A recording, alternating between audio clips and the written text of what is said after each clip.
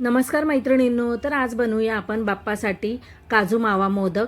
तर अगदी झटपट होणारे हे मोदक आहे. अगदी 15 ते 20 मिनटात, 15 मिनटातच होतात ते, काही वेळ लागत नाही. तर यासाठी मी काय केलं आहे, मेजरिंग कपने 1 कप काजू आहेत ते घेतले आणि ते मिक्सरच्या भांड्यात काढून घेतले.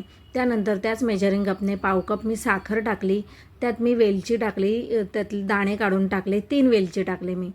त्यानंतर मग हे मिक्सरला बारीक पावडर करून घेतली अगदी. त्यानंतर पॅनमध्ये मी मिल्क पावडर टाकलं 1 कप, त्यानंतर 1 कप टाकलं दूध आणि छान मिक्स करून घेतला.